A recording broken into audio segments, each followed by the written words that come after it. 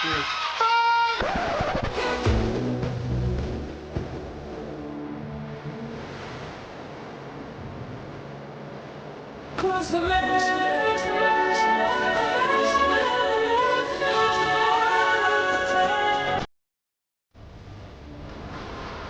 welcome to SuperCoach Edge for the round 10 review and round 11 preview. He's the taste we love without the cholesterol, which is the tagline for I can't believe it's not butter. I can't believe it's not butter. but probably doesn't describe the namesake Zak Butters with any real sense or accuracy, but his 184 points on the weekend was as smooth and tasty as it could get in SuperCoach terms.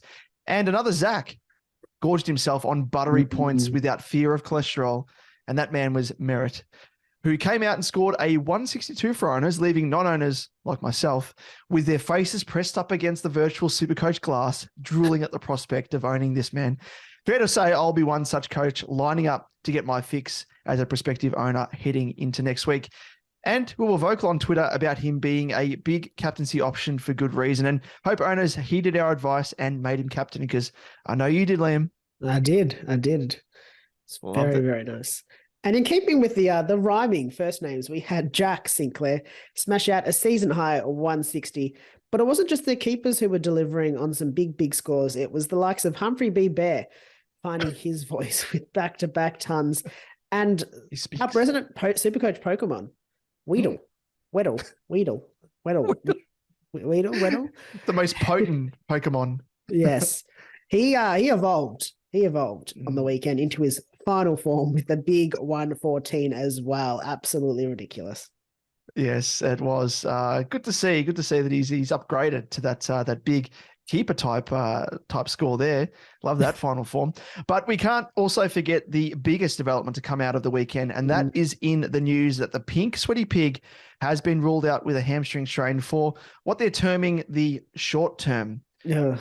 So if you're listening to this via the podcast, I'm using inverted commas here with my fingers, short term, because we have no idea what that entails. But I'm thinking maybe I'm to blame for extracting too much pig juice from Chloe. Yeah, jumping on his back and suckling into the ass cheek. Chopping down on the hiney and extracting the pig juice.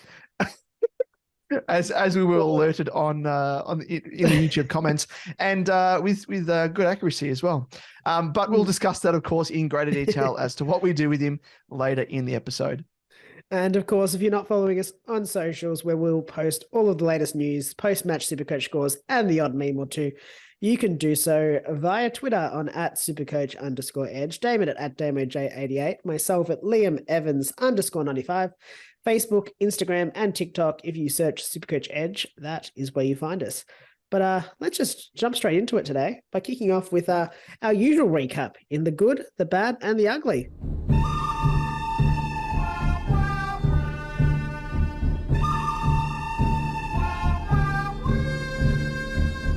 For those new to our show, in the good, the bad, and the ugly, we roll through some of the more notable and the more forgettable performances across the round, and we touch on how our own teams performed in our head-to-head rivalry as we wrestle for ultimate supremacy. Damon, do you want to kick off with the good? And it is a dual good. It's a good. And it is in the form of Butters and Merrett. So they are sharing the honors this week. Zach's. In the good. And it is Zak squared, as you're labeling it, Liam. I like that. And Butters, he pumped out that 184 against the Demons on Friday night, while Merrett claimed the honors on Saturday night against the Tigs with that equally high score. So juice all round. Juice. It was probably a week where just so many players could fit into the good. So it was actually kind of hard to narrow it down. But let's move on to the bad. Let's bring some negativity into this. And let's kick off with Will Day. And he had a day to forget with a score of just 74 while being tagged by the Eagles. Seriously, it obviously did a whole lot of good for them. But why? Anyway, why is Dimmer retiring and not Simo this week? Exactly. But let's move on. It's a bit of a concern, though, for owners of Will Day, as his most recent scores read 97, 84, 88, and 74. And we're back to the mid-price scoring rather than the breakout scores that we were hoping for. It's annoying. It is definitely annoying. But we push on, and we will. To the ugly, and it is Noah Anderson. Unfortunately, here, he runs us out because he's teased us with a breakout score in recent weeks with 144 and a 189 in round 7 and 8. Only to then pull out an 88 and a 73 this week. And it's a tough pill to swallow for those that jumped on with the increased role with Tookie Miller out. But we did outline it, that there was a potential there. It was the one sort of big game that people were jumping on, recency bias, all that sort of stuff. Yeah. But yeah, there was still enough form there to say that he should have gone well. So I don't know. Mr. Anderson, what has he done? Yeah, come on. Dodging good scores like Neo. But anyway, do you want to kick off with how our teams went this week, Damon? Yes, not as good as you from the get-go. I did do a little bit of a teaser, I must admit, in the Team Talk mini episode that I put out there, and didn't want to ruin as to what you scored. So people are waiting with bated breath as to love it. Yep, as to how you've gone. But alas, I scored 2,445. Ranking wise, I actually slid down 838 spots to now sit 2,524th overall, and was the first time this season that I've dropped in ranking. So I'm not overly worried given that. Once out of 10 weeks, not too bad. But the big difference I found between my team and those that scored higher than me was the correlation they all had, which was they all shared ownership of Merrett and or were fielding one or both of Weedle and Humphrey B. Bear. So aside from Day, I guess in terms of the players in my team that I did have, there wasn't anything too concerning. 2 of the 3 lowest scores came from rookies that I was forced to field, with Sharp's 47 and Ryan's 58. And I think it's pretty obvious and no surprise the rookies remain the one weak spot of my team, like many, and I get them off field. Or when I do, it should hopefully correlate to higher scores on a more consistent basis. In terms of the captaincy, it was a case of deja vu with the pink sweaty pig punching out a VC-worthy 120. This time it wasn't scaled down to 119, so thank you, Champion Data, for that, which I actually locked in knowing a gamble could end in a disaster as it did for a few last round. In terms of trades, I only made the one this week, cashing in Cowan for Sharp to give me a nice nest egg for my next trade, which is likely to come in the form of Merrett this week, as you would have seen in my Team Talk mini episode. And this will take me to 20 keepers and 2 rookies on field and puts me in an instantly good position for my most troubling buy in round 15 with the inclusion of Merrett. So thankful for that. As always, for a more comprehensive look into my team as it stands, along with the strategies and trades I'm looking at for next week and beyond, and how, of course, I'm planning for my buys, feel free to check out Damo's Team Talk, which was released yesterday or this morning, depending on where you listen or watch this. But it can, of course, only be found on YouTube. So check that out, as that's exclusive bit of content if you're looking for a little bit more. So give the people more, Liam. How did you go? Because you delivered more. I had a good round for once. Yeah, it was nice. Big round. And I'm just going to start this off by saying that on Saturday night, after Merrett, I had Merrett as the captain, and I'll go into this a bit more detail. I sent you a message, and I've just got it up here now, saying I was projected for 25-44. And in my head, I was like, not going to make it. Not going to make it. That's right, it's Sunday's coming. Sunday's going to kill me. Then I sent you another message at 3:00 on Sunday saying that my projection was now 2,678. I won't get there. But wow, was the quote. But I got there, 2,694. I actually managed to get there. It's the first time that I think that's happened.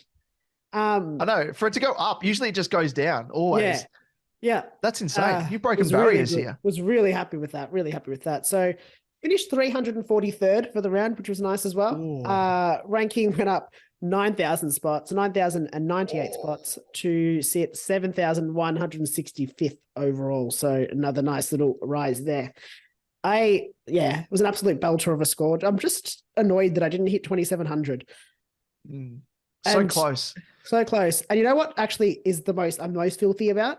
I lost a league matchup, a cash league matchup as well, to someone. I think they scored like 2705 or something. It was just, that is ridiculous. Seriously. And that's the one part of SuperCoach that really annoys me in those head-to-head weeks. Yeah. And like I can see as well with and I guess when we go through our SuperCoach Edge Patreon league that we've got, you'll be able to highlight it there. But like in terms of the score that you're punching out overall, it should dictate that you should be in like the top few. But because, as is the case in some leagues, like your opponents play your grand finals against you virtually, and differential is just stupid. Doesn't make sense. I feel for you there. Frustrating.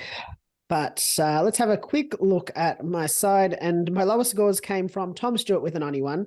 This is on-field scores. I'm ignoring those pesky Sam Simpsons with their 20s. Seamus Mitchell with an 82. Sean Darcy with a 91. Errol Goulden, my boy, with a 96. And Samson Ryan with a 58. I did have the VC on Goulden. I opted to avoid Oliver just for something a bit different. And we were actually at the game, Sydney versus North Melbourne. And every time that Goulden got the ball, I was giving him a little bit of pep. When he kicked that goal, oh, bloody hell, I went off. Lifted off the roof. I was the only person cheering, but we noted the dust on the on the, what do you call them, like the pylons or the those little metal framework. Yeah. And we're like, how, like, and there was a bit of dust that had like been pushed off, and the whole rest of the bar was like just completely dusty. I reckon that might have been you when you just jumped out of your seat. You're like, Errol! You just blew the dust off. And that's probably a note to Marvel. Clean your stadium, mate. Clean your stadium. Come on. Yes. So Goulden didn't quite get there. Punched out a respectable 96, I will say. But I did have the captain on Zachy Merrett with his 162, which helped see me bring home a big win in our head-to-head matchup, thankfully, because it was getting a little bit embarrassing. But most pleasingly, I've seen that my ranking rise, I don't know, massively. Either way. Rise. And I just want to note this. In round 4, I was ranked 56,569th overall. It's a lot of 5s and 6s in that. Yeah. Since then, I've climbed up over 49,404 spots in 6 weeks. So got to keep the climb going, obviously. And I think the buys are going to not help me there. But we'll see what happens. But I think what I'm just trying to highlight, I guess, is that you can turn your luck around. You can turn your luck around. In terms of trades, That's a just breaking that down, the 49,404 spots over 6 weeks. That's a rise. That's an average of 8,234 spots that you've gained every single week. That's crazy, but it obviously came help on the weekend. But the last 2 weeks have been big rises. There was a couple of weeks where so it is big. It is big, which is nice to see. Just in terms of trades this week, I opted to trade out Cade Chandler and Connor McKenna, bringing in your boy Damon Walshy and Drury. I don't know what his first name is. Sorry, mate. Judge. This is Judge Judy. I was waiting for a serious answer there as well. From me? I don't know what I was expecting. What is his name? So I know. Brody? Blake. Oh, Blake. Yeah, he does look like a Blake. Yeah, it does look like a Blake, actually. But the curse continued with Walshy pumping out a 92, down on his 114.8 average from last round. But as we know, whenever I bring in a player the next week, he bounces back. So should be in for a big one next week in Walshy. Thankfully, you did want us, but there's nothing we could do about it. Like if you're a current owner like myself, I just have to sit back and be like, "Yep, I know it's coming." But like Steele bounced back. Steele bounced back 135. 135. There's merit to it. So at least now, Walshy's gonna have a big one. In for a good ride, I reckon now. But let's move on to the head-to-head. Looks a little bit more respectable now, Lem. It does it. If you isolate it in terms of the differential. Yeah, maybe. Yeah. Which I've been saying all along. You have been saying you're going to come back. And that's probably a little bit of blind hope more than anything. Yeah. There's no reason to think that. I thought you were going to be up against it, considering like our teams are becoming similar in some respects. Yeah. So like in terms of keepers. But you've done well. And the Pokemon helped you on your way with that because I didn't field him. Yeah. Having Steel, I didn't have Steel. And then not having Merrett, that obviously killed me. But do you want to break down in terms of the head-to-head, how it looks? Yeah, 2 wins for myself, which is not respectable, to your 8 wins. But points differential, it's only 230 points in it your way, Damon. But I did manage to peg it back a little bit by 249 points this round alone. You more than halved it. Yeah, no, it's ridiculous. Sorry, it's absolutely ridiculous. So another big week. Maybe I could be in front. Well, I guess alone, you made up 40. What did Merrett score? 162. So 42 points just there. And then Weedle over 114. over bloody sharp that I did. So there's you've done very, very well. But yeah, it's worked out nicely. I have been saying all along it's going to just take 1 week, and as you said there, it just goes to show for those people tuning in that don't lose the faith. We're only heading into the 11th round of the season, not even halfway there yet. And there's a chance there that you can turn your season around, whether it's in your leagues or overall. And people cop injuries and the like and whatnot. But the crucial part is the buys coming up as well, which can really set you apart from the pack. So even now, if you're having a little bit of a shit one, keep at it and you'll be able to turn it around. That's for sure. Just need a little bit of planning and a little bit of luck, but you can turn it around. Now, though, let's turn our attention to the juiciest part of our episode, as always, as we talk all things trades in The Price is Right. Show me the money. Oh! Does that make you feel good just to say that? What you gonna do, Jerry? Show me the money! For those tuning in for the first time, The Price is Right is the segment where we discuss potential trades and trade targets from week to week, or whether a specific player under question should even be traded at all. And from the get-go, we will say we will be discussing what to do with the pink sweaty pig. So hold on to your seats, hold on to your hats, hold on to whatever you can, because we will be discussing that very, very shortly. But first up, we have, of course, the first category of going, gone. And we have, first up, Sam Simpson. Simpson, sir. He's one of your boobs from Sector 7G. Doesn't ring a bell. So he is a mid forward. He's priced at 250.6K, averaging a 57.8 with a break even of 59. So he was unfortunately subbed out on the weekend for a score of just 20, which has put a dent in his cash generation, raising his break even to 59. If we do exclude this subbed out score, his average does increase to a 67.25. But the main problem is, well, now that he's been subbed, he could potentially be on the outer. All indications kind of point to that. As we know, there are some guys coming back from injury for the Cats. They've had a long list of injuries. So players will be returning. We saw Stengel also return on the weekend, which is probably one main reason as to why his output was down.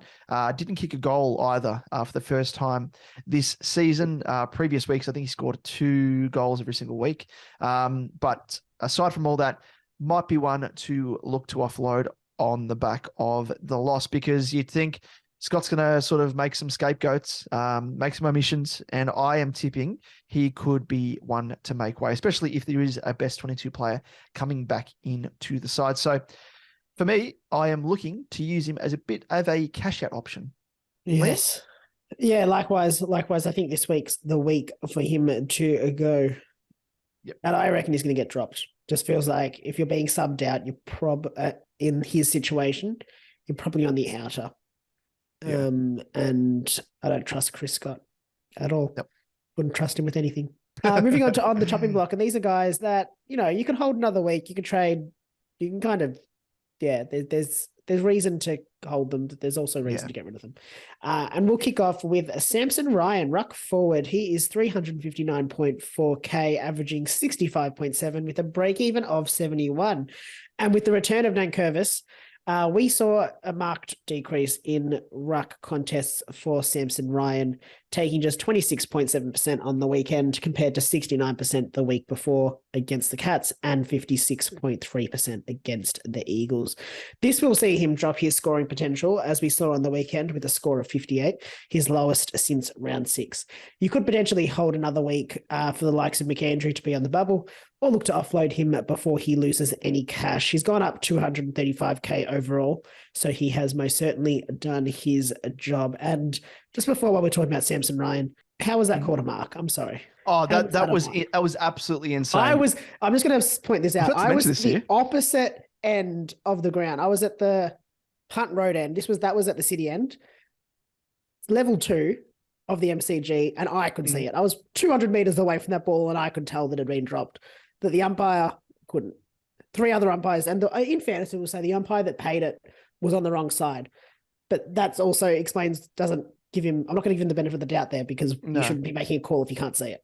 Exactly. That's part of the reason why they've extended the number of umpires on field, to counteract that very issue. So you don't just guesswork it. It was stupid. Ludicrous. I have seen in the past where umpires blow the whistle for a mark, half blow the whistle, and then they call play on. Like when they've like in the split second, because it is hard to tell. Sometimes they're like, oh, wait, it wasn't a mark, and they call play on. So like, surely you can do that then. And like, just force a ball up. Obviously, don't pay a free kick because you've initially blown it as a mark. I don't know. It's just, and I think you could see, like, he could tell afterwards, like, oh yeah, that probably wasn't a mark. Well, it was quite interesting because I think that, like, watching the replay of it, the players all went up to him and were like, mate, and he just like refused to look at the screen. And I was like, I reckon he knew at that moment. Yeah, like, absolutely. I do not want to see the blunder I've made. And then it was also quite funny because it was like Samson after he kicked the goal, you could just see this like wry smile on Samson Ryan's face. Like, I got away with that one. And then he went back into the square and he looked at like Zerk Thatcher, and Zerk Thatcher's just like shaking his head, like smiling at him, like, how'd you get that? So it was it was like funny in retrospect, but yeah. Yeah, could have cost you the game though. Yeah, that's where I reckon that umpire is breathing a sigh of relief that it wasn't a 5-point game. Yeah. Meanwhile, Samson Ryan, as he was going back to the center square, just slipped him a little bit of a fig. Here you go, mate. Here you go, Ripper. Thanks for that. I think I'm probably thinking, what's that for? What do you mean? I made a good call. Did make comment to some people I was at the ground with saying, he's in my SuperCoach side, so I'm happy that he got a mark and a goal out of that.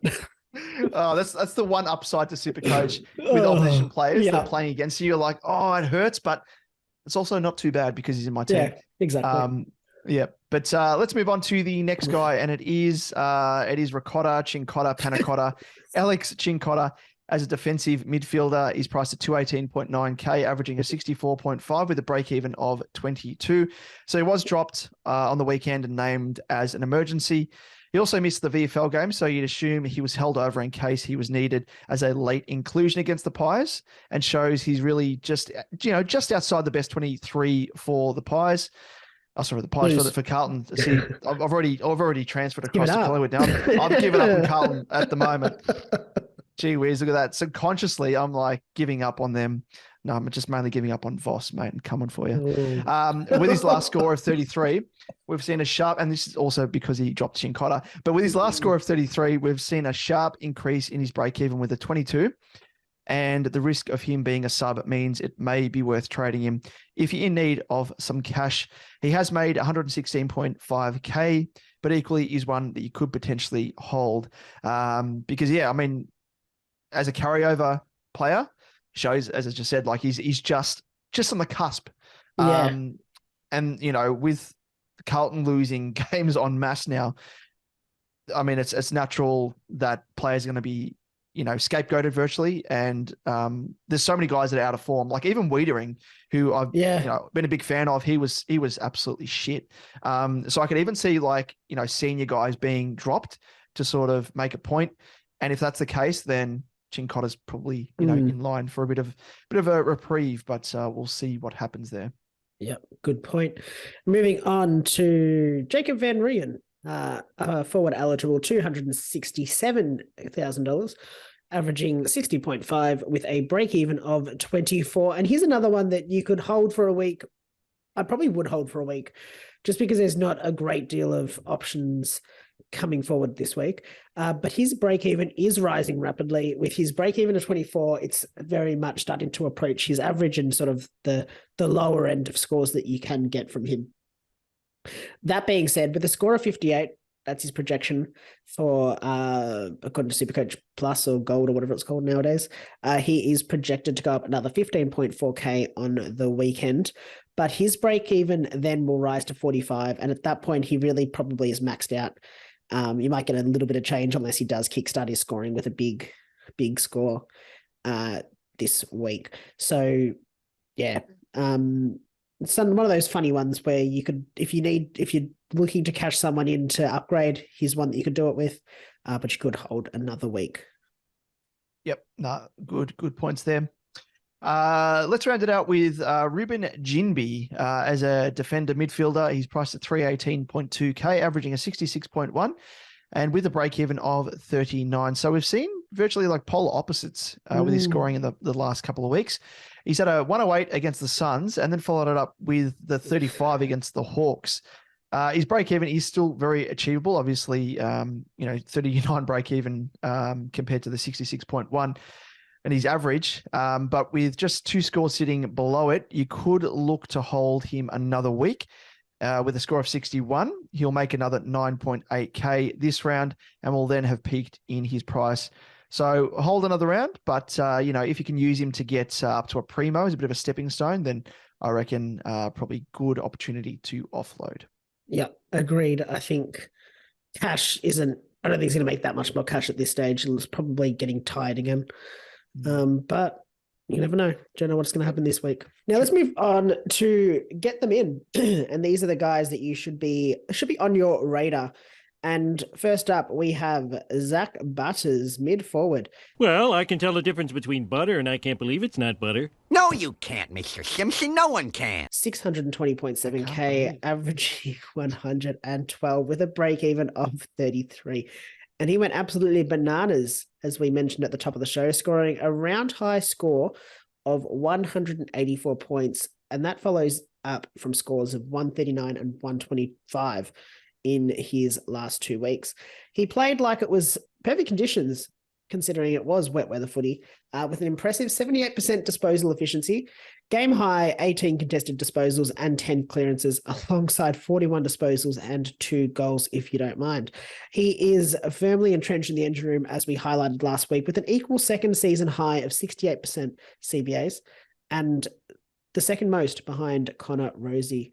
He has notoriously known to struggle for playing a full season due to his contested nature, putting him in harm's way. I feel like he's not built like a player that should be doing what he tries to do, which makes it impressive. But also, like, you got to have a little bit of self-preservation, especially for us SuperCoach owners. But I'm not an owner, but if I was, but could this be the season that he does put it all together? Currently sits as the third highest scoring forward and the 8th best mid.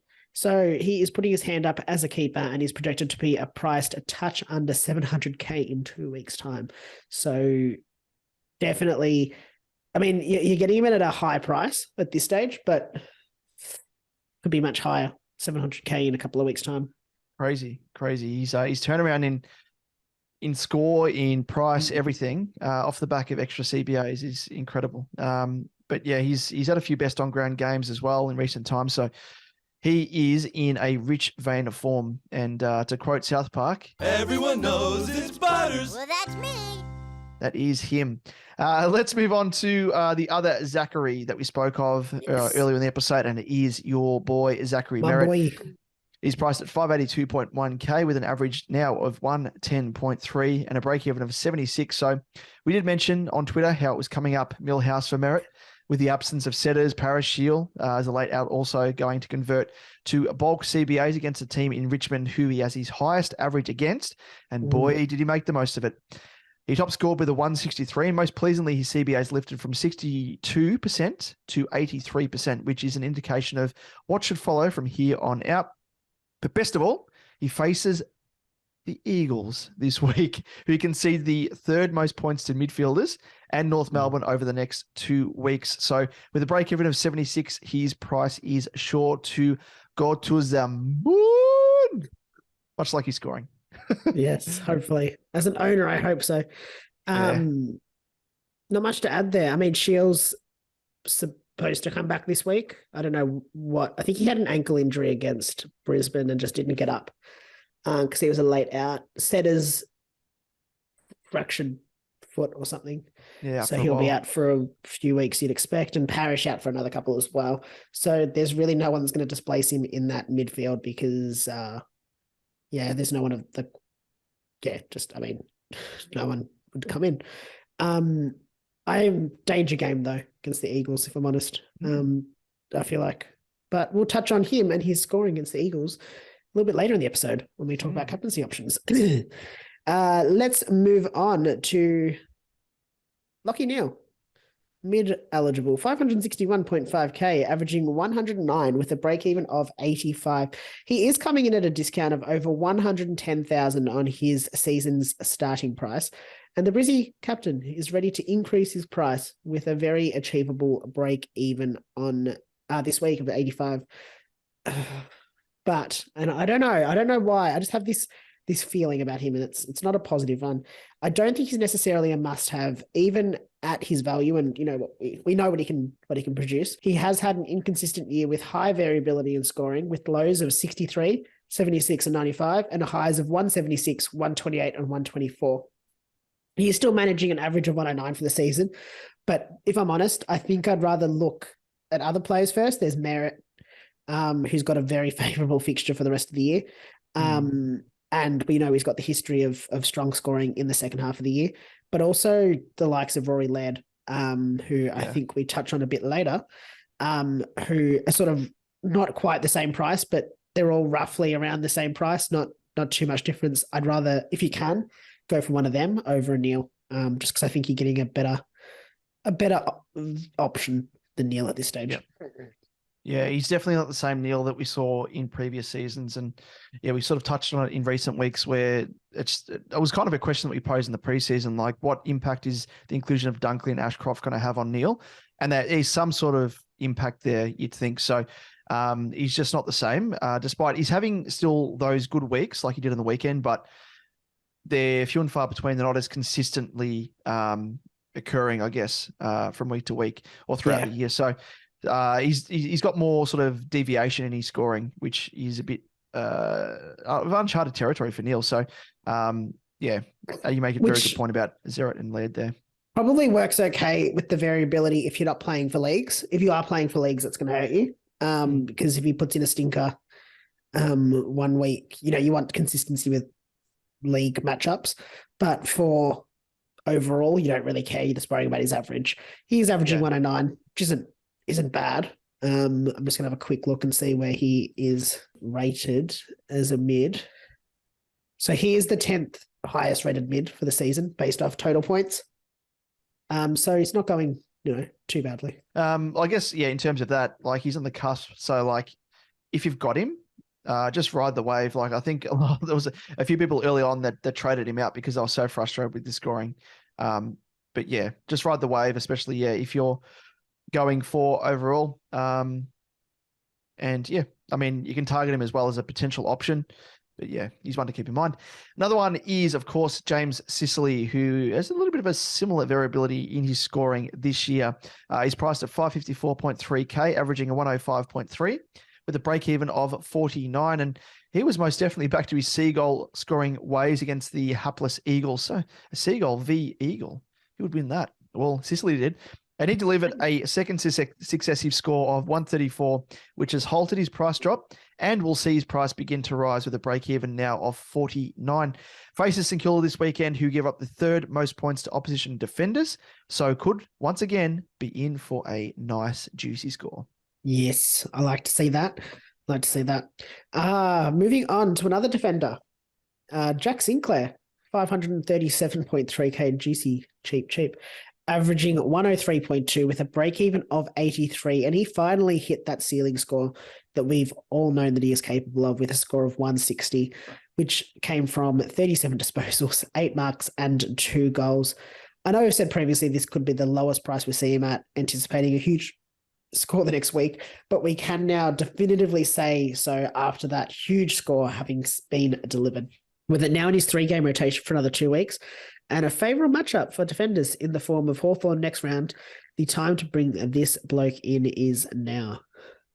For sure. Like, you kind of spoiled for choice there. Like, they've been hovering around the same price like Sicily and Sinclair. So I think you can't go too wrong going for either guy, because, it looks as though both are well and truly going to be keepers in that defensive area of the ground.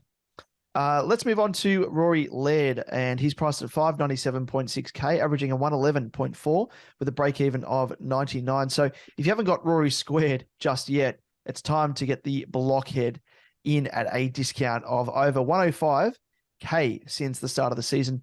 We saw what he's capable of on the weekend with a big score of 145, and since his slow start in round 1, he has only dropped below 100 twice, which was a 97 against Freo and 98 against the Saints. So I don't know. There's not much more that we can really say apart from get him in. Like at the start of the season, we said he's going to be right up there. Like people were weighing up, do I go for Laird? Do I go for Oliver if you can't afford both?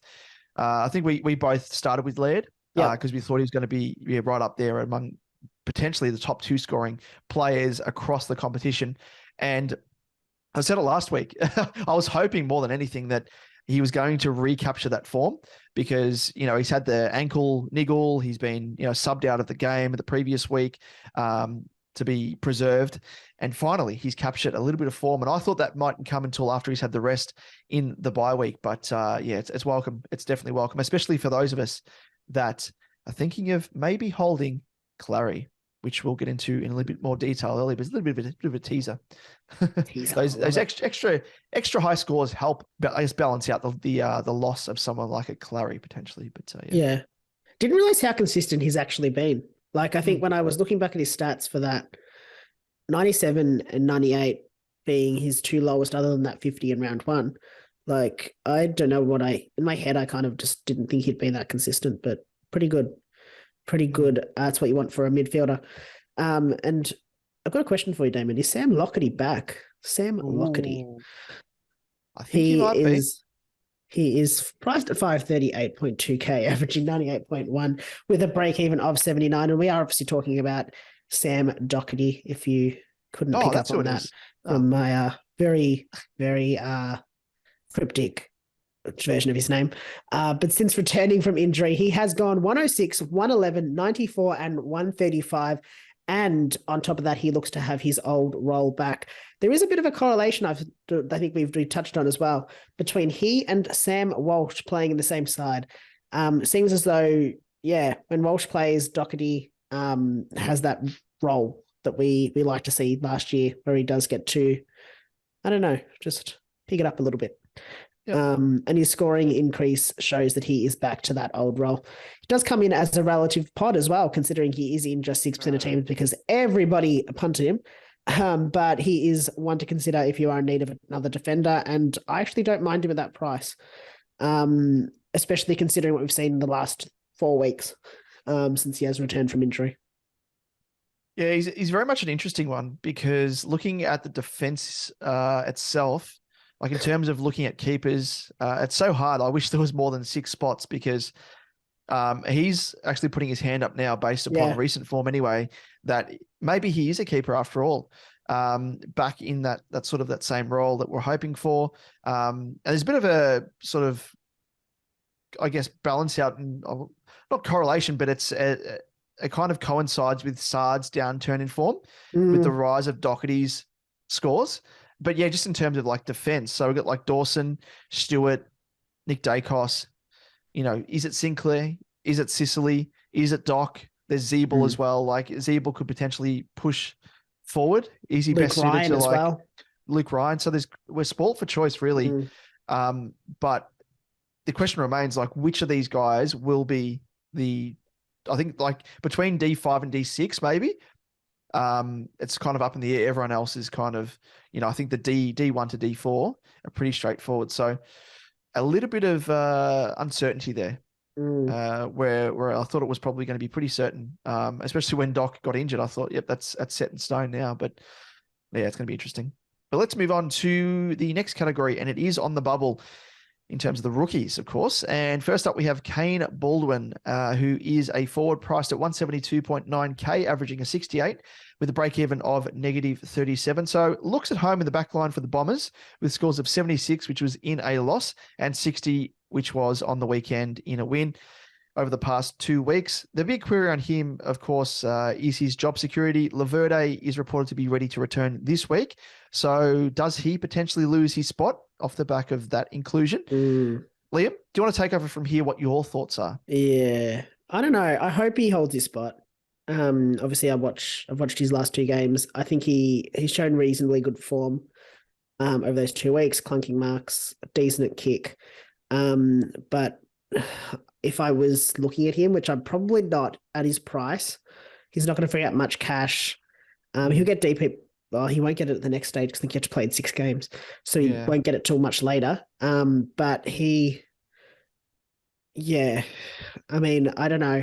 It just depends whether they reward form or whether Laverde gets to come straight back in. They're basically playing the same role.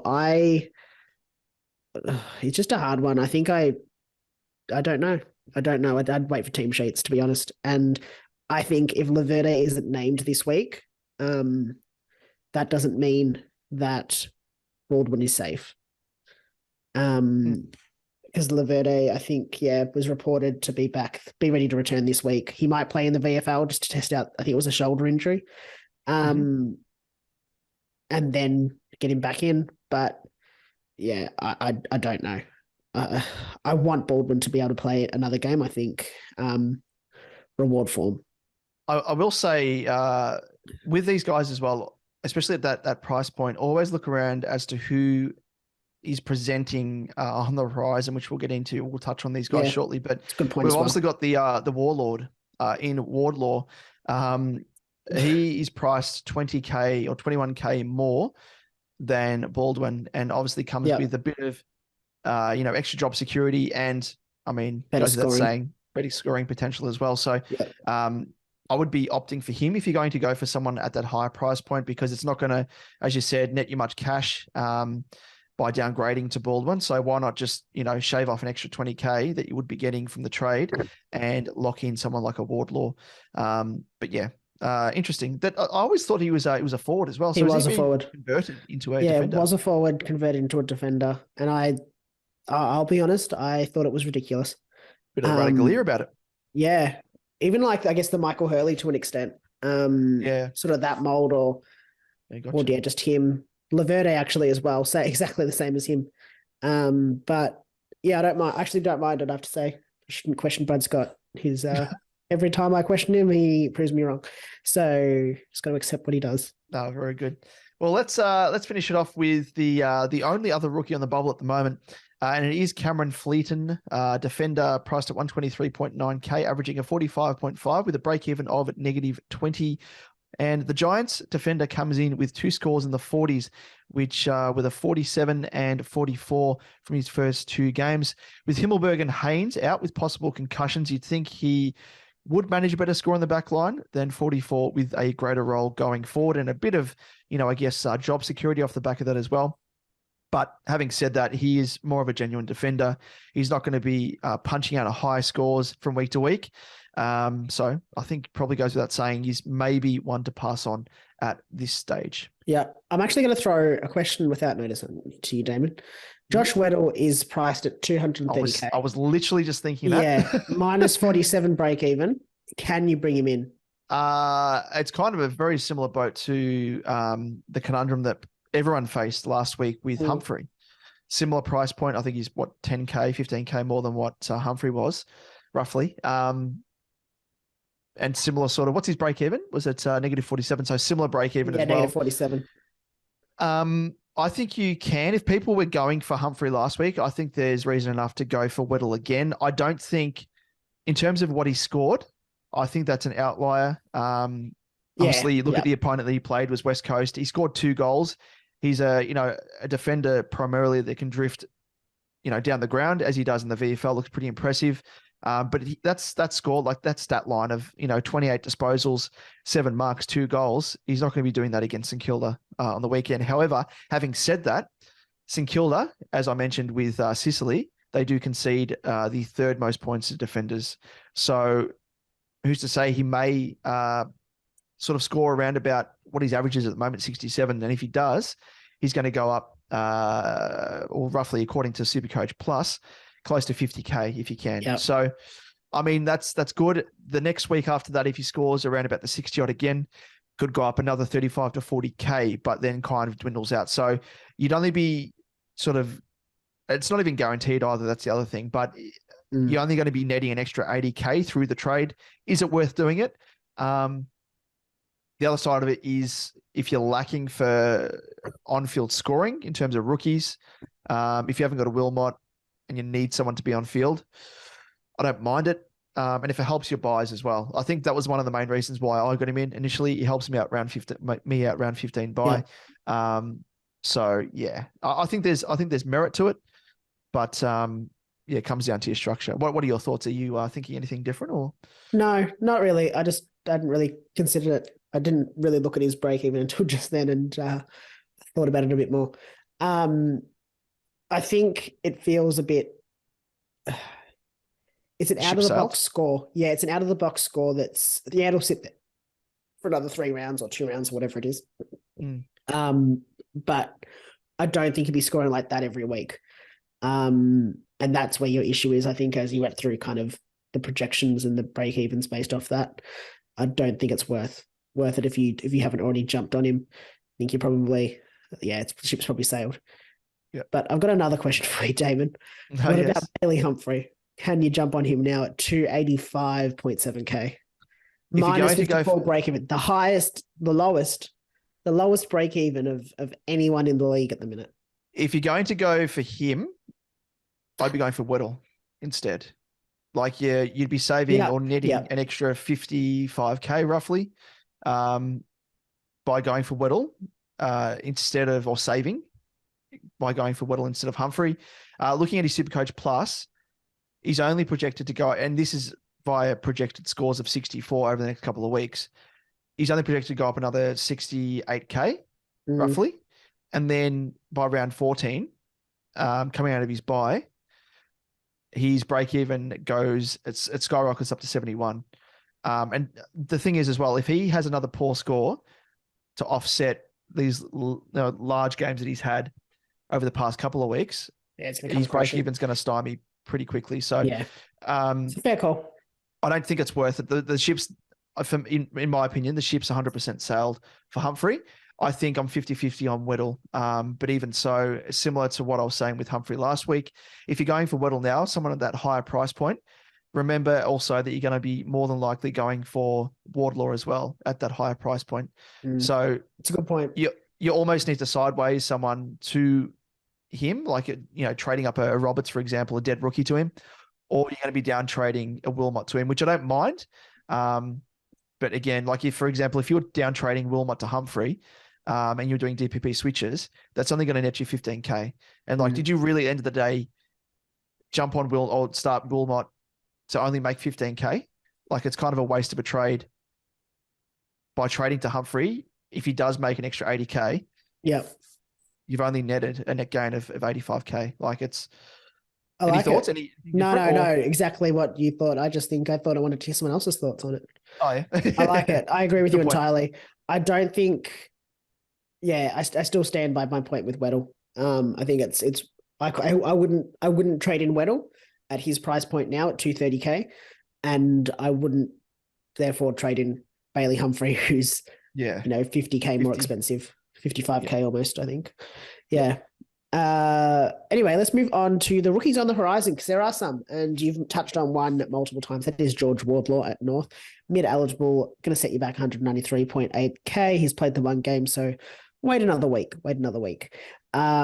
Also at North, we've got Eddie Ford, forward eligible, 123.9k. He had went bonkers on the weekend. He's got a minus 54 break even off one game. He scored 102 off memory. 102. And last up, all these guys played the same game. Lachlan McAndrew, ruck forward from the Swannies, 123.9k. Again, I'd probably wait for him. But with Laddams going down, you'd think he'd get a greater role. And I mean, Horse did say that he's going to be an important piece for them going forward. But obviously Hickey is in the wings, so just keep that in mind.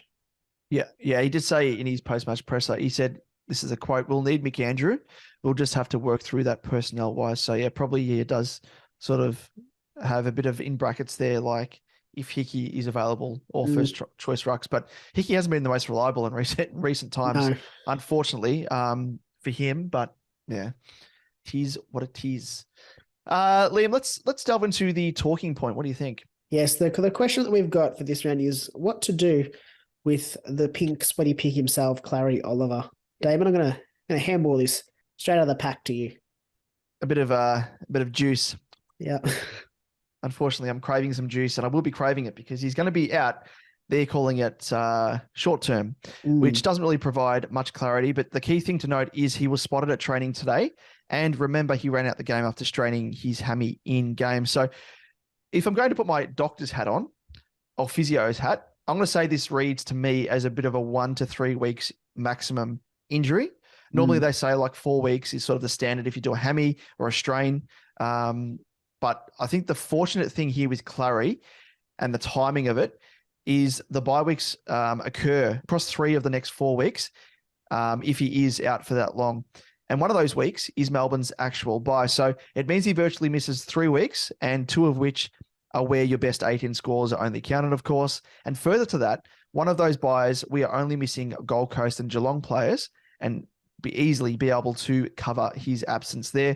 So would only really need to cover him in the full sense of the word this week in round 11 in your starting 22. However, I guess on the flip side, some people are saying, what about the trade out of Clary? So if you were to trade him out, that would allow a direct trade to another keeper, such as Laird, for example, whilst money left over, if you're going for someone like a steal, could help fund the inclusion of another primo/keeper. So the upside is big here. So I can definitely see that. But I think the mindset of trading Clary out and back in is probably a little bit ambitious, given it's using 2 valuable trades. And it's not as if he's going to drop in price drastically, like with Gawn, for example, when he got injured, he was on 0. His break-even was sky high when he returned. He dropped a shitload in cash and was easier to get back in if you wanted to do so. So you'll need to have a fair chunk of coin in your bank in order to fund the upgrade of a fellow mid-pricer to him when he returns, or simply sacrifice another keeper for him in a virtual sideways trade, which could be seen as a wasted trade. And I don't think many will be in a position to afford using trades so carefree when the priority is still upgrading your team and getting rookies off field in the back part of the season, especially coming out of the buys, when we say you should almost have like a full team, a fully complete team, but maybe 1 or 2 players. As such, I think anyone trading him out should fully expect to not have Clary in their finishing side if they harbour the ambition to finish their side with a full complement of 22 keepers or primos, whilst having a handful of trades left needed for inevitable injury cover. It always happens, and it's easy to say now when we've got a few trades in our hands that, oh, it's fine, we'll get him back in, we'll use an extra trade.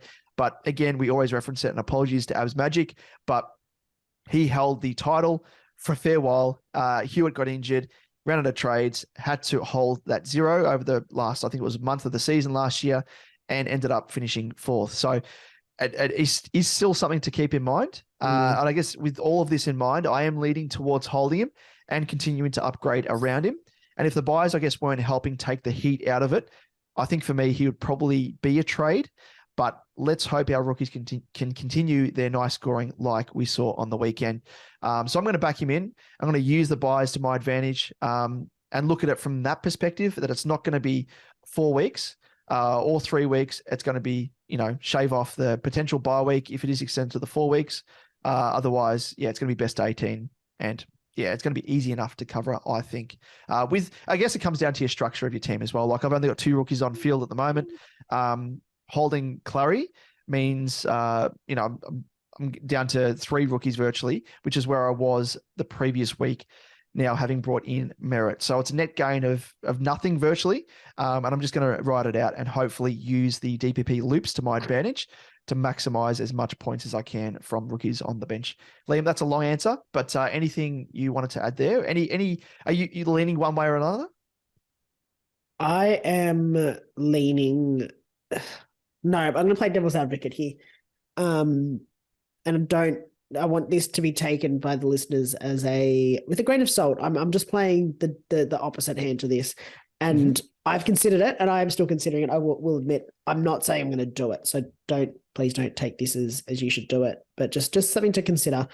I've still got Ashcroft in my side. He's priced at 401.5. He is break even of 9. He'll go up a little bit, you'd expect, in the next few weeks, considering his scoring's been pretty good in the last 2 with a 97 and 124. Where I'm going with this is, could I potentially trade out Clary to, I don't know, someone like a Steele, someone around that price point, bank some cash, keep that cash up my sleeve, don't use it, keep it in the bank, gain some points over the next few weeks while Clary's out, and then upgrade a Will Ashcroft back to Clary. Your point stands, though, with that, in that I'm going to be using... I'll have used 3 trades on Clary this year based off that, because I traded him in. I then would trade him out and I'd have to trade him back in. So I'd be using 3 trades on Oliver. But potentially I'm netting more points over the time that he's out. Admittedly, part of that is with the buys you'd expect. So that's, I guess, the devil's advocate of trading him. You could maximize your points. if you're smart about it and you hold the cash that you gain from him to then, I guess, get him back in. You'd probably have to have a rookie like Ashcroft still to be able to do that. I can't see how else you'd manage it. If I'm perfectly honest, you'd really need to be downgrading someone to a basement price player and then getting Ashcroft up to get you that 250k that you're going to need.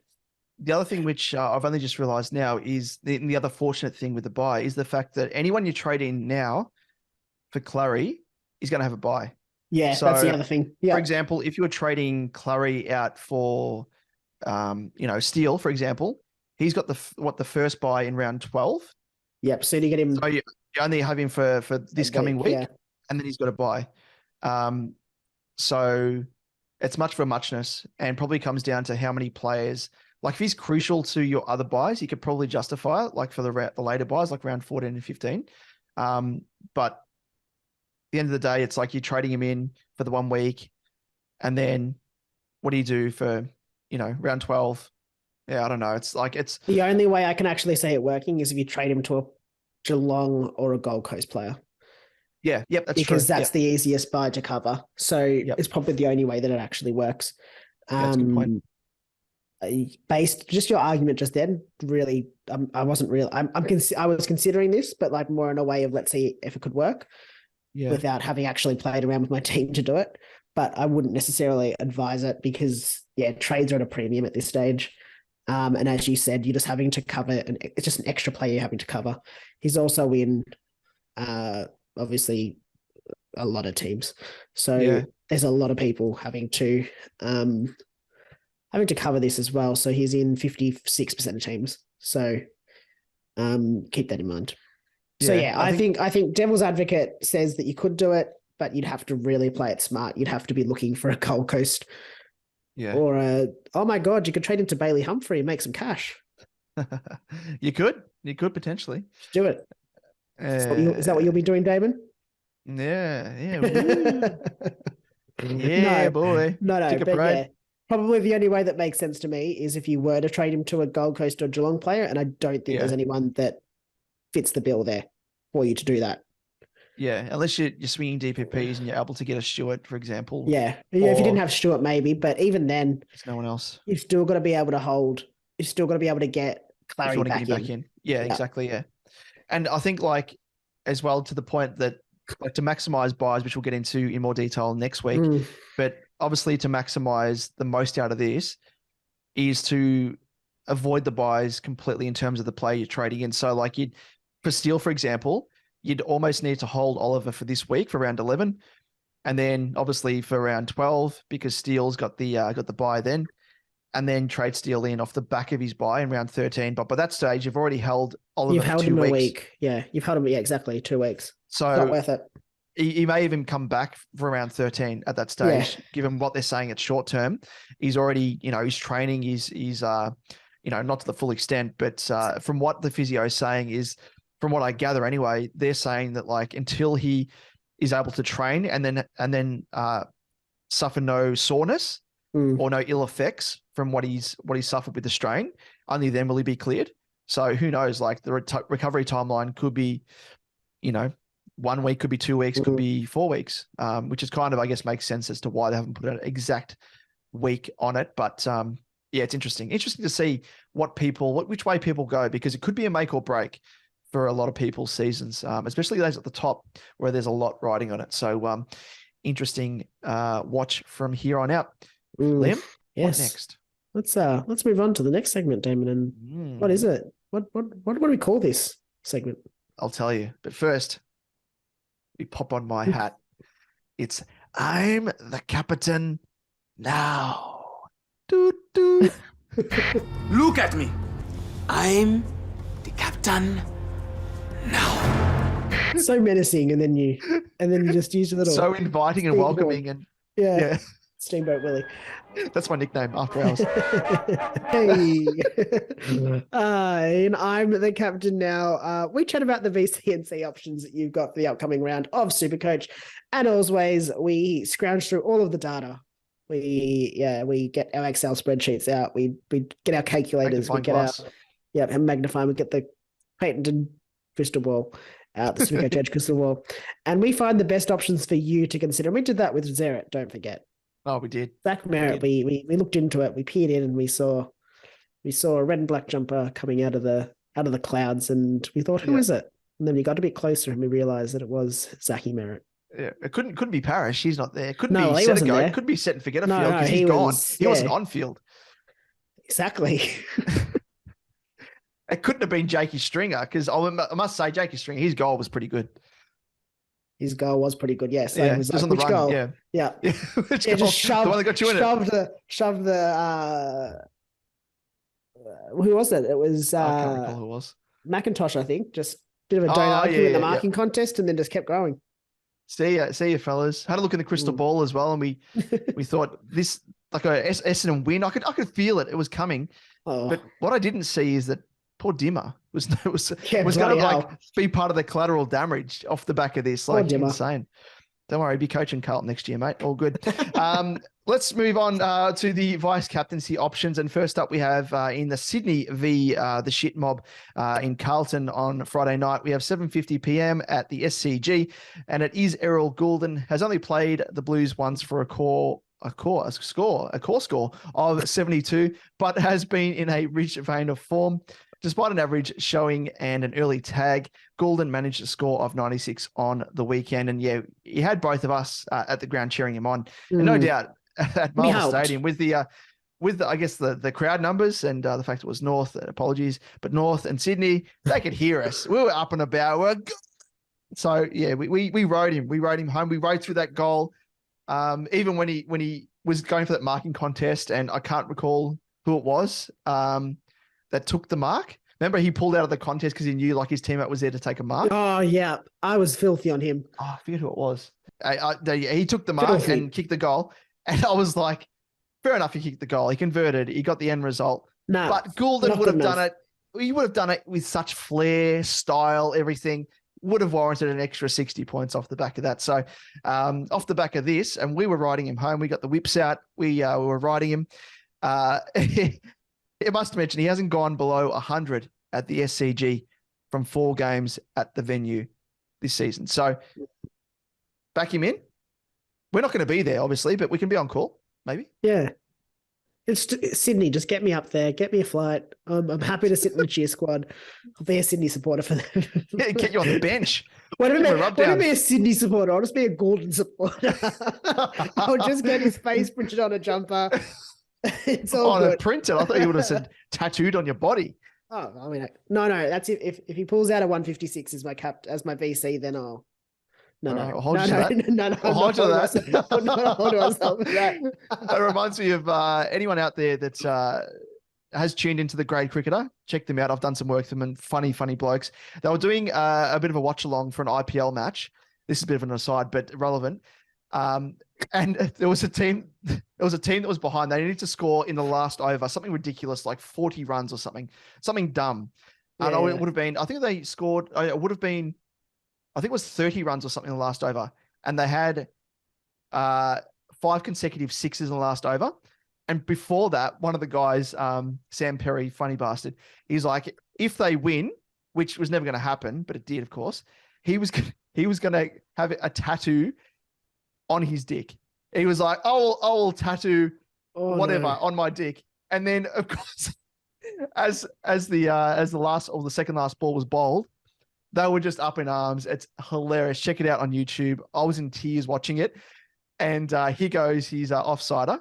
He was in tears because he knew it was about to happen. I don't think he's had the tattoo yet, but Liam, that's just a bit of a warning. If you want to throw a few bets out there. I'm This not doesn't have to be pushing on anything out there. on your member, but tattoo nonetheless. No, still not there for him. Sorry, good. I will be up there though. I'll go up there with a jumper on for him, cheering him on. He did have to get escorted out after the game because he was like, "Who are these weirdos screaming my name from level 3 of Marvel?" Just the Goulden Oh, the fan Golden club. Cheer Squad. Yeah. Like the Tom Green one. Anyway, let's move on to another guy that has a fan club sitting here. Does he Sammy ever? Walsh. One-man band. He has an average of 124 in his last 4 games against the Swannies with scores of 133, 90, 161, and 112. Nice little run there. Yeah, he's very much so. And let's move on to Sam Doherty. For those people tuning to the podcast, tune into the vodcast, and you'll see I was just holding up a little bit of a Sam Walsh card there. Pride of place there on my desk next to my wife. And it is Sam Doherty next up. Has an average of 92.75 in his last 4 games against the Swans with scores of 78, 67, 77, and a 149. Ooh. And Sydney give away the most points to attacking defenders. So it could be another week where Dockers puts in a bit of a Lockety type score. I like that. Don't mind that as a VC if you do have him. Next game, St Kilda versus Hawthorn, Saturday at 1:45 p.m. at Marvel Stadium. We've got Jack Sinclair, has an average of 107.75 in his last 4 against the Hawks with scores of 135, 102, 108, and 86. And he did show us his ceiling again last round with a squeezing high score of 160 against the Giants. But Hawthorn do give away the 3rd least points to attacking defenders. So could hurt him there a little bit. Yes, hopefully he can butter up with another big score. Let's move on to Rowan Marshall. And he has an average of 110.5 in his last 4 games against the Hawks with scores of 78, 173, 86, and a 105. But Hawthorn give away the 3rd least points to Ruckman. And I think they've kind of, over time, evaporated eased up on bit. that. Yeah, a little bit on that. And it's probably, and it could potentially evaporate even more and maybe not even apply at all this weekend because Ned Reeves got injured on the weekend. And it does mean that Lloyd Meek may be the sole ruckman for the Hawks. Yes, so good point. Marshall could capitalize potentially on that matchup. So a bit of a weigh it up. Which one's going to apply? We'll just have to wait and see. Very good point. Moving on to James Sicily. Now he has an average of 107.75 in his last 4 games against the Saints with scores of 113, 93, 119, and 34. The 34, though, does go all the way back to 2017, so probably need to discount it when we look at that. But St Kilda give away the 3rd most points, the 2nd most points to general defenders, so just, a defender, and the most points to designated kick-in takers. So Sicily could be in for a good score this week. Yep, I think he well and truly will be. Let's move on to the next game. It is Melbourne up against Freo on Saturday at 2:10 p.m. at ZG. And we've listed him here, but I could probably scrub him off, and it was Clary Oliver. Unfortunate. But we'll just mention him just briefly. He does average 103.25. So I guess we're not really missing out on too much. So kick up your trotters, Clary. Go down to your local RSL, start having $5 spins on a poker machine. We'll just whack up the photo here. You'll see it on the vodcast. Hilarious, by the way. Someone snapped him at a poker machine, and literally he's wearing a compression bandage on his hammy. But mind you, the way that he's seated, he hasn't elevated his foot or his hammy at all. No. He's literally like cross-legged. He's sitting on his foot. And the best part of the photo is if you zoom in here, you can see the side eye. He can see that he's being the guy's taking a photo of him, and he's got this look at his face like he can see me. He can see that I'm just punching in $5 spins. What a high roller. High roller, the RSL. I don't know if it was the RSL, but I hope that it was. Yes, it just adds to the story. What a complete degenerate! Far out, hilarious. Oh, we all have our kinks, I guess. Hobbies. Moving on to Andy Brayshaw. Yeah. Has an average of 120.25 in his last 4 games against the Ds with scores of 100, 138, 125, and a 118. Melbourne give away the 2nd most points to inside mids. And think back to Butters and Rosie last week. And that bodes well for Brayshaw and the next guy on the list, Liam. Yes, and that's Caleb Sarong. And he has an average of just 89.25 in his last 4 games against the Ds with scores of 75, 87, 101, and 94. But he does come into this game with a 3-round average of 120, which says that, not a bad VC option, especially considering we saw Melbourne have been giving away a lot of points to inside mids. Merrett, they gave away a lot to what's his name? Noah Anderson was one of those 144 or 187 scores. So yeah, needs to be considered if you do own one of those two, and probably the ones that I'd be going for my VC if I did. Like it. Let's move on to the next game, and it is Geelong up against the Giants on Saturday at 4:35 p.m. at GMHBA. And this guy is where he does his best work. Has an average of 101.25. It is Tom Stewart in his last 4 games against the Giants with scores of 74, 107, 100, and 124. However, the Giants give away the second least points to general defenders. So a bit of a sort of correlation there up against this opponent. But Tom Stewart, he just relishes the surrounds of the GMHBA stadium. So who knows? Maybe be a little bit of a left field one, belying, I guess, his average historically and that anti-correlation. Yep, good point. Now let's move on to the captaincy options. And we've got up in the first, on 7:25, at TIO Stadium, Gold Coast up against the Western Bulldogs. We've got Marcus Bontempelli. He averages 104 in his last 4 games against the Suns with scores of 130, 133, 93, and 87. Interesting. Yeah, he's definitely one to think of. But I mean, the one thing with him as well, I think he had a bit of a niggle with his knee. He went off at one stage, was assessed. Nothing's come of it from what I can see. So I assume a full bill of health. So if that's the case, hopefully he can put in a big one.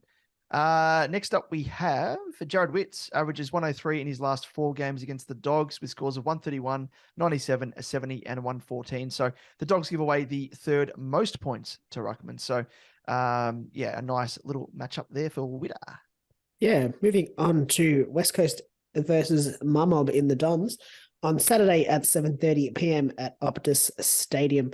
And there's only one player that we've got here, and it is Zach Merrett. He averages a 114.75 in his last 4 games against the Eagles with scores of 111, 119, 125, and 104.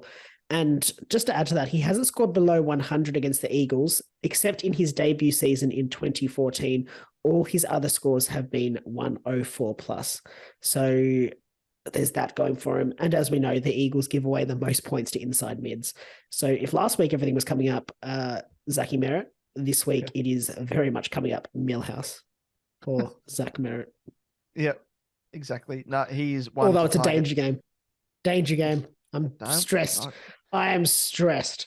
They haven't got anyone to pose a threat to. Yeah, but this is what happens. They cop it in the Carlton media. beat them by 100 odd points. Hawthorn beat them by more, which shows how shit Carlton are. Hawthorn, but that's what concerns me. Hawthorn just beat them. They're going to be like, nah, we can't take this. And they're going to come out all ready to go. But we'll see. We'll see. I don't know. It just has danger game all over it. No, I'm backing him in. I'm backing him in personally. I think he'll go well. And I'm backing in the Dons. They're going to have a massive one. This is the turnaround. And this is the sliding doors, as Barrett likes to call it, likes to use that phrase in Essendon season. I can see them last week and this week. So yeah, I reckon they're building. They're building nicely. But let's move on to the next game, and it is Collingwood v North Melbourne on Sunday at 3:20 p.m. At where's that? Is it Marvel? Marvel, yeah, Marvel Stadium. Well, Collingwood at Marvel, a home game. They know where to go. Yeah, gee whiz, they will get lost. Don't worry about that. But Nick Dacos, he'll probably find a way there because he can smell the Sharon a mile away. Has played North just once for a score of 99. But North give away the second least points to attacking defenders. So I feel as though with Dakes, he's kind of being found out. Like the weekend, Ed Curnow played on him, I guess, a little bit. But yeah, there was no real, I guess, space or just not having an opponent. So I think maybe it's a combination of him just running out of gas maybe a little bit because he just plays high octane every single week, and teams also putting a little bit of time and effort into him. So yeah, I don't know. It could go bananas. It is against North, but North should have won on the weekend against the Swans. They should have won. Yep. Outrage. They can imagine if they get a win against the Pies. That'd be amazing. Well, I think they didn't beat the Pies last time, did they? They almost beat them though last year. Yeah, might have been. Yeah. Yeah, Dacos just lucky to be playing after that tummy tap. That's that little gut Surprised punch. that they weren't. I remember when Jai Caldwell gave him Dacos a little tummy tap. The Pie supporters wanted his head. Surprised yeah, that it's funny they about were that, pretty isn't it? quiet. They were pretty quiet this week, I have to say. Yeah. I wonder what the difference is. Yeah, Surprise anyway. man. Oh, that's what it is. Yeah. Let's move on to Adelaide versus Brisbane on Sunday at 4:40 p.m. at Adelaide Oval. And we've got Rory Laird in this one, averages 111.5 in his last 4 against the Lions with scores of 142, 129, 86, and 89. He is a definite one. Found form on the weekend. Welcome sign there. Next up, we have Jordan Dawson averaging an 83 in his last 3 games against the Lions with scores of 107, 79, and a 64. And not too pleasing, especially as a new owner of the past 2 weeks. He hasn't turned up at all. And I hate when that happens. It really annoys me because I've been saving my every penny in the piggy bank. I went to the trouble of smashing open my piggy bank. It is in pieces. Yeah, but and Clary all for scores.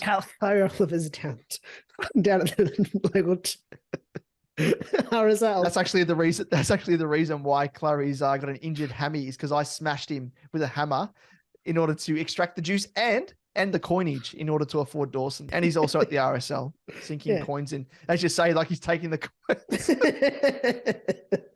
I'll take those. I'll be going to my local RSL. Yep. Let's with his trotters. Just imagine putting coins in with his trotters. And he's like trying to pick them up. Oh. Anyway, sorry. Oh. Let's move on. Josh Dunkley, other side of the field, averaging 100.25, sorry, in his last 4 games against the Crows with scores of 142, 65, 88, and 106. So only really the one score to write home about there. And finishing off, we have Lockie Neal averaging a 130 in his last 4 games against the Crows with scores of 115, 147, 148, and a 110. So an option there. Nice little option. Now let's jump straight into our little captaincy head-to-head. Damon, yes, how'd you go? Merrett, as we both predicted, went absolutely bananas, but I don't think either of us thought he'd reach the heights he did. He not only reached the moon, he landed there, planted a flag, kicked his feet up and watched the game virtually from the moon, and then realized, oh wait, I should be there playing, and tonned up and then some. But amazingly, it does put me in front on overall points total. I know. But still a captaincy choice behind in our head-to-head overall, weekly win. Well, you made up, 162 versus 74 for Gorn, so almost 100 points. Shit. Isn't it funny that you've made up like all those points in our normal weekly head-to-head, and I've done the same in our captaincy head-to-head? Yep. Very eerie. Massive. That. Yeah. Massive. Sort of squaring the ledger just so it becomes a little bit more even. It's good. So let's have a quick look at the wins and losses. So, Damon, you've got 4 wins to my 5. So I've got the head-to-head, but you've got the points advantage here. Ahead by 5 points, 10-34 to 10-29. Yes, well, I do have the first pick this week and aiming for 3 on the trot. 3 on the trot. Which is unheard of here, uncharted territory. And I'm thinking it's going to be a bit of a tough week, but I'm going to back in the big old squarehead, Rory Laird. The big old blockhead. I reckon he's hit form at the right time. Lions aren't going to give a shit about, in terms of run with tags. They're going to go head to head with their quality midfield. And I reckon he's going to go bananas. Otherwise, if I didn't have him, I would have been very tempted by your boy again. And new inclusion this week into my side, Zachary Merrett. Are you going that way? That is the way I'm going. Thank you for preempting it. There was, I don't mind Neil. I don't mind Brayshaw or Sarong against Melbourne, but I also just don't really trust them either. But I think, based off that, I'm going to go my boy in Zachy Merrett. Let's see how it goes. I like it. Hopefully Very good. In for another big one. Yeah, boy. And especially as a new owner myself, just juice all around. In lieu of pig juice, there's going to be Merrett juice. Doesn't really fit. Something. But anyway, Liam, let's move on to, and it is, can we do a little bit of an acapella for this? Like the barbershop quartet. Okay. Boom. I think you need more than 2 people to do that. That's true. You go the high and I'll go the low notes. All right, ready? So. And a 1, and a 2, and a 3. Boom, boom, boom. I got to know. It's not working. We should have rehearsed this. That's all I got to know. Hey, I got to know. Yes, I got to know. We throw it open to you, the good folk of the SuperCoach Edge community, and we answer your burning questions. And let's kick off with 2 questions this week. But actually, there's a couple more there's that have 3. been streaming there's a third in. one I got And there's another there. one as well that I'll there's a that I'll put 4th. in there. Really did not do this well. As you can tell, I did not rehearse this. Much like our a cappella type barbershop quartet, which wasn't a quartet, it was a duo. So barbershop duo. First up, we've got Jeffrey Head at Jeff Head SC on Twitter. He asks, which, if any, rookies should be targeted this week? We know Wardlaw will be good, and McAndrew should be a good downgrade for Isava / Samsung. I assume you mean Samson. But considering, I hope that's his nickname. But considering buy rounds, etc., do we think it's a good week to just, dare I say it, not downgrade? I'm not against it, I have to say. I mean, McAndrew, you could go early on McAndrew if you really want. It's a bit of a risk. But Wardlaw, again, it's just, I don't think there's any really good rookies this week. No. So I do think you kind of have to wait almost. And keep in mind, next week you've got Wardlaw, you'll have not Asava. He's not a cash cow. You'll have McAndrew, you'll have Ford if he maintains his spot, which you'd expect he would across. Yep. But so I'm not against the lack of downgrade this week. Yep. I don't mind it either. I think, if you're not forced to, don't push it. Wait for quality rookies as they come up. I think in my case, I'm thinking of going early on a Ford or a McAndrew, just purely because it allows me to bring in Merrett this week, where I think you got to strike while the iron's hot when it comes to guys like this, because he's now with that 162 in his price cycle. His price is going to go to the moon. So I'd be looking to do that myself. Other than that, just wait and hold. I think there's no extra benefit. Yeah, if you're not targeting an upgrade, I think this week's fine to wait. Keep in mind that over the buys we do get the extra trade as well. So you'll have 3 trades, so you don't need to worry too much, I don't think, if you do need to wait. Alrighty, so next up we have, and it's a good question sent in by our usual follower, listener, viewer here, SuperCoach Pleb at SuperCoach Pleb. Follow him on Twitter for some quality memes, which we obviously align with and enjoy as we are purveyors and creators of them ourselves, especially Simpsons ones. And he says, greetings, Edge Lords. Pleb here. No need to ask for Oliver advice. He will be nesting on my bench. Smart move. However, Patrick nesting, a pig nesting. He'd just be oinking. He'd just be laying in the mud. Slop. However, yes, in the slop, rolling around as he does, these trotters, sinking coins into the pokies. However, Patrick Cripps, I've seen more lively people in Dawn of the Dead, he says. That's a fair point. Hold or trade. Yours sincerely, keep up the good work. I love how he signs off with a different phrase every single time. That really amuses me. I like that. Keep that going, SuperCoach Pleb. Liam, did you want to have a first crack at this?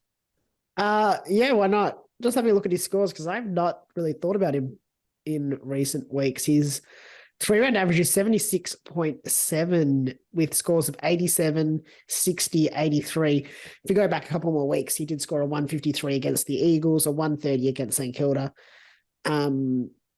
But his low scores are not great. 60, 80, 83, 87, 99, and then the rest have been 100 plus. But his recent downturn is not good. His break even is 160. So he's really going to need to turn it around. I don't know what to do. It's hard to know without what trades you've got and done, and how many trades you've got left, what other issues you've got around in your side. But I don't know, potentially hold him. I'd probably hold him, sorry. Yep. Yeah, I'm very much the same, I think. It's hard to say. I mean, across the buys, you could potentially use it as an opportunity to get rid of him. However, he does have the round 15 buy. So at least I guess the upside is that he's playing all the other buys. So if you were going to get rid of him, I'd Probably hold him for be now, doing yeah. it. Yeah, doing it then. But by that stage, He's what's his dropped a price lot. point going to be? Yeah, he's going to be dropping a Mm. fair bit of cash. The one thing I don't like about Cripper, and it's unfortunate, but he plays for a shit side. No, he. I think the downturn in form, like he's completely out of form, but there's so many senior guys at Carlton that are really out of form. And I think, just looking at his CBAs, they haven't dropped off at all. Like he's been pretty consistent around about the 70, high 70s to mid 80s mark. So in terms of role, it hasn't dropped off. It's literally just form line.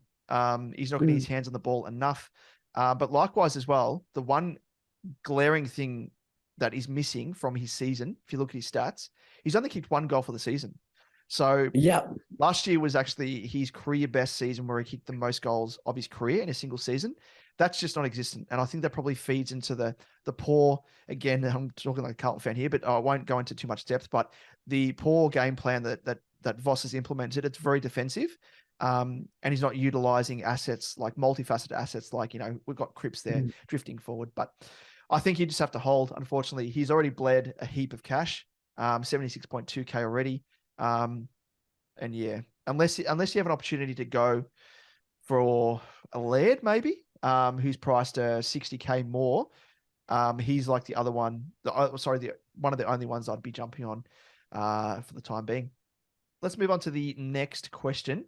And it has been sent in by, where are we? I've lost Pig mentality. Pig mentality, yes. He says, is more of a comment more than anything, but also just pointing out that he wants all of McAndrew, Wardlaw, and Ford. So he was saying he has to get one this week, but I think Jeff had actually kindly pointed out that, yes, as you mentioned there, we've got. But on top of that, McAndrew has his buy in round 12. Yep. So he won't be on the bubble until round 13. Yep. Fair point. And we also have access to 3 trades as well. So there's no need to go early on rookies if you're down to 2 trades and you're out of boosts. So that's the one of the big points. But also, yeah, if you're looking for McAndrew, there's no need to go early on at all because, yeah, he's got the first buy coming up. Yeah. So he won't be on the bubble until round 13. 13. If I'm right. All right. Yeah, round 13 is when you trade him in. Sorry, I'm doing my maths in my head and it's not working. So yeah, definitely don't need to worry about that. Now, next up, we have a few questions. But SuperCoach Pleb has also asked, for those who trade him, are you stupid? And he is talking about the one and only Clary Oliver. And I'm trying to think of a nice way of saying it, but probably yes. I probably wouldn't be doing it. I wouldn't be trading him. I think so yes, the answer is yes. If you're going to get mad at me every time I do something stupid, then I guess I'll just have to stop doing stupid things. Good. Fine. I'll never ever do another stupid thing. Good night. Oh, homie, didn't that hurt? No. Just a Simpsons reference for him. Love it. But yeah, I reckon it's not stupid. I reckon probably silly. Yeah. Short-sighted, probably more than anything, but everyone can do what they like. It's their own team. Different strategies. But we have, yep, exactly. TK Mac, regular listener / viewer, Taylor M 587312221, off the production line there. Another bot, but apparently plays footy according to his profile. So thanks as always for tuning in and for sending in this question. And it's probably one that we'll delve into more next week. But how best to avoid donuts in round 15. And it all comes down to, just briefly here, how you're trading across the buys over the first few weeks heading into round 15. But the foundations are set probably weeks ago now, but we've probably been mentioning it over the past couple of weeks, but it's not too late. Keep it in mind for those that you're trading in or out this week. Just double check how it's going to fit in with that round 15 buy, because it is going to bite most of us on the arse pretty hard. Yep. Agreed. Nothing to add there, to be honest. I think it's just being mindful of what you do. Now, moving on to the next question. It is Smart Swans Supercoach at smart_swans on Twitter. Sorry. He asks, with Fleeton being the best bubble boy this week, do we consider going early on a Wardlaw, Ford, or McAndrew and bring in the other/others next week? As I said, I mean, unless you want to do a double up, unless you want to upgrade next week, that's on the cards for you. You can wait, bring in both Wardlaw and Ford next week, and then hold McAndrew for after his bye. You don't need to bring him in early. So it actually works out quite nicely because he'll be on the bubble a little bit later. Yep, spot on with that. And we thought we'd use this this last question sent in by Steve at StephenC24 to really set the tone for what will be a buy-focused episode, no doubt, next week, as we mentioned there in that answer to TK Mac. So let's kick it off as he asks, how many trades should you aim for at the end of the buys? And I think it's probably, there's no real set answer with this, but we will sort of revert back to what we're saying at the start of the season and the preseason. And that is the theory of, in order to finish with the best 22 scoring team with the highest, scoring players, the keepers, you need to start with at least 10 of the best scorers from the very start. So you can probably look back now and see how many players you've kept in your side from the very start. But I guess operating under that notion with 35 trades, you can break it down into 5 of those trades being stuff-up trades or correction trades, 6 injury trades, and 12 upgrades, and also 12 downgrades in order to, do the 1 up, 1 down rule. So probably keep that in mind. Look at where you're placed at the moment. Like with my team, for example, I'm down to 2 rookies on field now. I've got 12 trades in hand. So hopefully, in an ideal world, it would be 1 up, 1 down, using 4 trades, leaving me with 8 remaining. And going by that notion, having 2 trades on top of the 6 injury trades, which is kind of like the theory that we're operating on there. But for the rest of the season, I mean, the more trades that you can have at the end of upgrading your team to keep a status, the better, because there are always going to be injuries and suspensions to deal with. So keep that in mind. But we'll probably delve into a little bit more detail next week and beyond. Yeah. And just to clarify, Damon, when you say you have 12 trades, that's after making your trades this round. Yes, correct. Yes. Yep. Perfect. So for me, I've got 15 trades left before trades this week. I don't know if I'm going to make any. And I have 4 rookies that are on my field still. So, that's where I'm at this stage. Very nice. Yeah. Well, before we wrap things up, let's run through our SuperCoach Edge Cup group results after round 10. Yes, our SuperCoach Edge Cup public group leader is the carryover leader yet again with Rehab and his team, Colin Good. And he has a round score of 2,406, a total score of 23,099, and he is ranked 35th overall. Very nice. And the top scorer for the round was Drew of Krill's Crew. Round score 2,749 and a round rank of 56. So well done there. Very nice. And for our Patreon exclusive group, the leader is yet again T with his team Prostitutes, Jonas Goat. Very well done there. Round score of 2,593, an overall total score of 22,843.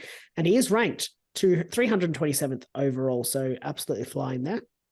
Very nice. And Liam, you took out the top round score with 2,694, taking Something's the mantle going my way from me. So there's a couple of good weeks, things going your way already. So going well. Let's continue it on. And in terms of our Patreon exclusive SuperCoach Edge Cash League, the results looked like this. Yes, Popper Ball FC Dylan, he was defeated by the Sharpshooters 24-45 to 25-24. Matthew with his team Ton 618. I'm struggling now. He scored 2591. He defeated Wade with his team Carps Crushers 2445. Damon, your team defeated Tankers Peter in a very close match, 2445 to 2438. Very, very close.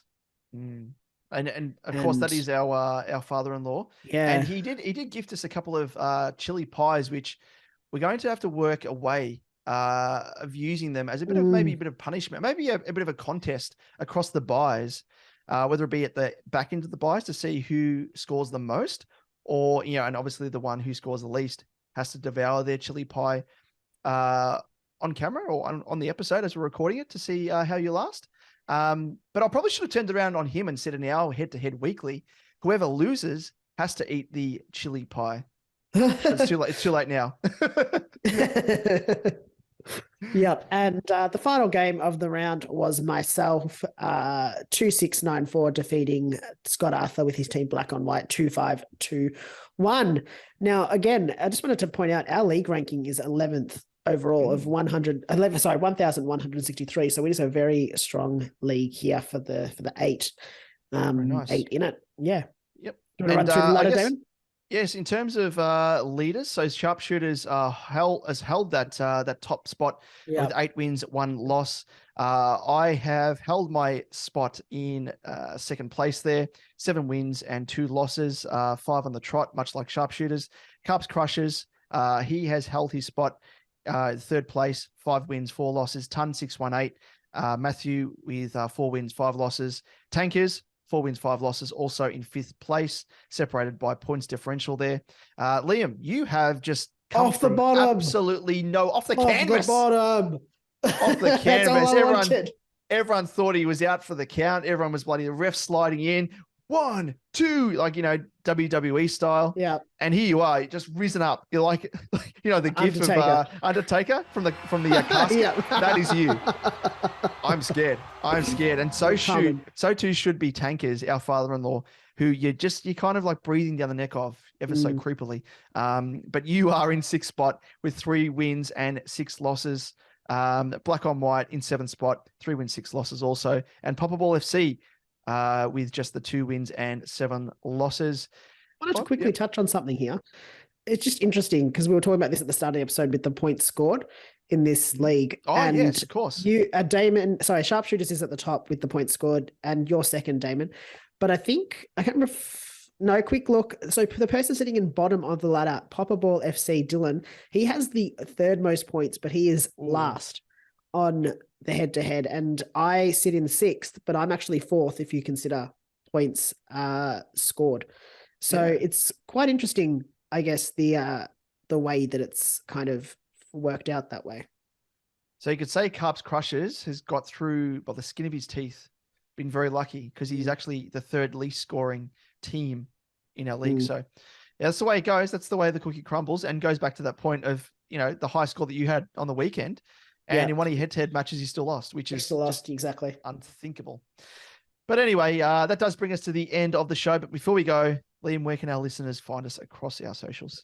Yes, if you want to watch the vodcast, you can find us on YouTube. Just search SuperCoach Edge.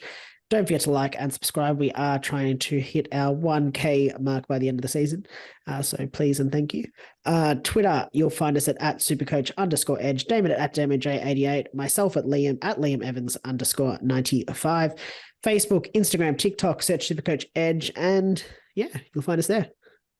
Very nice. And as always, if you love the content we provide, make sure to let us know by subscribing to our YouTube channel and help us, as you said, in our pursuit of hitting the 1K mark by the end of the season. But that's it for another episode. Thanks, as always, for tuning in. All the best for the round ahead, and we'll catch you same time, same place. See you then. See you guys.